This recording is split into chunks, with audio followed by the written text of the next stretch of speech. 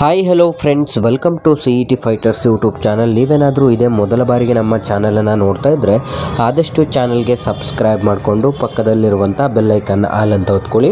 ಬನ್ನಿ, ಇವತ್ತಿನ ಈ ಒಂದು ವಿಡಿಯೋದಲ್ಲಿ ಪೊಲೀಸ್ ಕಾನ್ಸ್ಟೇಬಲ್ 10,638 ಬೃಹತ್ ಅಧಿಸೂಚನೆಯನ್ನು ಹೊರಡಿಸಲಾಗಿರುತ್ತೆ. ವಿಡಿಯೋದಲ್ಲಿ ಕಂಪ್ಲೀಟಾಗಿ ನೋಟಿಫಿಕೇಷನ್ನ ಮುಖಾಂತರ ಮಾಹಿತಿಯನ್ನು ತಿಳಿಸ್ಕೊಡ್ತೀನಿ. ವಿಡಿಯೋನ ಸ್ಕಿಪ್ ಮಾಡದೆ ಕೊನೆವರೆಗೂ ನೋಡಿ.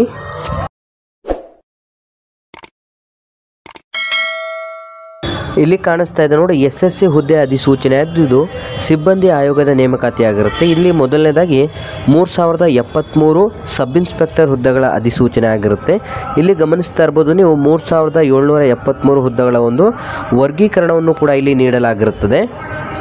ನಂತರ ನಾವು ಗಮನಿಸೋದಾದರೆ SSC ಹುದ್ದೆ ಅದರಲ್ಲೇ 7565 ಕಾನ್ಸ್ಟೇಬಲ್ ಹುದ್ದೆಗಳ ಅಧಿಸೂಚನೆ ಆಗಿದ್ದು ಆಯ್ಕೆಯಾದಂಥ ಅಭ್ಯರ್ಥಿಗಳಿಗೆ ಸಂಪೂರ್ಣ ಭಾರತದಾದ್ಯಂತ ನೇಮಕಾತಿಯಾಗಿರುತ್ತೆ. ಇಲ್ಲಿ ಖಾಲಿರುವಂಥ ಕಾನ್ಸ್ಟೇಬಲ್ ಮಹಿಳೆಯಲ್ಲಿ 2496 ಹುದ್ದೆಗಳು ಮತ್ತು ಕಾನ್ಸ್ಟೇಬಲ್ ಪುರುಷದಲ್ಲಿ 5069 ಹುದ್ದೆಗಳ ಅಧಿಸೂಚನೆ ಆಗಿದ್ದು ಇಲ್ಲಿ ಒಟ್ಟು 10,000ಕ್ಕೂ ಹೆಚ್ಚು ಬೃಹತ್ ಅಧಿಸೂಚನೆಯನ್ನು ಹೊರಡಿಸಲಾಗಿರುತ್ತದೆ.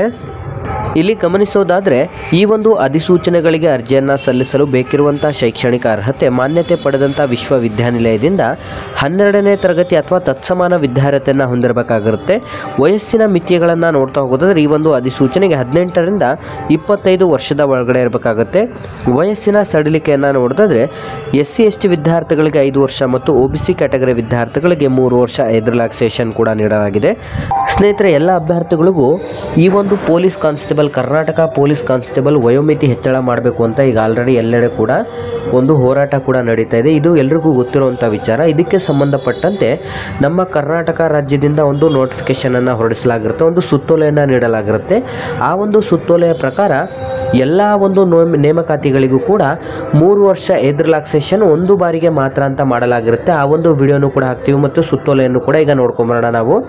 ನಿಮ್ಮ ಒಂದು ಅರ್ಜಿ ಶುಲ್ಕವನ್ನು ನೋಡಿದ್ರೆ SC ST ಮತ್ತು ಮಾಜಿ ಸೈನಿಕ ಅಭ್ಯರ್ಥಿಗಳಿಗೆ ಶುಲ್ಕದಿಂದ ವಿನಾಯಿತಿಯನ್ನು ನೀಡಲಾಗಿದ್ದು ಇತರ ಎಲ್ಲ ಅಭ್ಯರ್ಥಿಗಳು 100 ರೂಪಾಯಿ ಅರ್ಜಿ ಶುಲ್ಕವನ್ನು ಸಂಪೂರ್ಣ ನಾವು ಡಿಸ್ಕ್ರಿಪ್ಷನ್ ಬಾಕ್ಸಲ್ಲಿ ಕೊಟ್ಟಿರುವಂಥ ಅಪ್ಲಿಕೇಶನ್ ಲಿಂಕ್ ಮೇಲೆ ಕ್ಲಿಕ್ ಮಾಡಿಬಿಟ್ಟು ಅರ್ಜಿ ಸಲ್ಲಿಸಿದ ನಂತರ ನಿಮ್ಮ ಒಂದು ಫೀಸನ್ನು ಪೇಮೆಂಟನ್ನು ಮಾಡಬೇಕಾಗಿರುತ್ತದೆ. ಈ ಒಂದು ಅಧಿಸೂಚನೆಗೆ ಅರ್ಜಿಗಳನ್ನು ಸಲ್ಲಿಸಲು ಬಯಸುವಂಥ ಅಭ್ಯರ್ಥಿಗಳಿಗೆ ಕಂಪ್ಲೀಟಾಗಿ ನಿಮ್ಮ ಒಂದು ಆಯ್ಕೆ ಪ್ರಕ್ರಿಯೆ ಕಂಪ್ಯೂಟರ್ ಆಧಾರಿತ ಪರೀಕ್ಷೆ, ದೈಹಿಕ ಸಹಿಷ್ಣುತೆ ಮತ್ತು ಅಳತೆಯ ಪರೀಕ್ಷೆ, ದಾಖಲಾತಿ ಪರಿಶೀಲನೆ ಹಾಗೂ ವೈದ್ಯಕೀಯ ಪರೀಕ್ಷೆಗಳನ್ನು ನಡೆಸಿ ನೇಮಕಾತಿಯನ್ನು ಮಾಡಿಕೊಳ್ಳಲಾಗುತ್ತದೆ. ಕಂಪ್ಲೀಟಾಗಿ ಡಿಸ್ಕ್ರಿಪ್ಷನ್ ಬಾಕ್ಸಲ್ಲಿ ಕೊಟ್ಟಿರುವಂಥ ಲಿಂಕ್ ಮೇಲೆ ಕ್ಲಿಕ್ ಮಾಡಿ ಆನ್ಲೈನ್ ಮುಖಾಂತರ ಅರ್ಜಿಗಳನ್ನು ಸಲ್ಲಿಸಿ. ಈ ಒಂದು ಅಧಿಸೂಚನೆಗೆ ಅಪ್ಲಿಕೇಶನ್ ಲಿಂಕನ್ನು ಕೂಡ ನಾವು ಡಿಸ್ಕ್ರಿಪ್ಷನ್ ಬಾಕ್ಸಲ್ಲಿ ಪ್ರೊವೈಡ್ ಮಾಡಿರ್ತೇವೆ.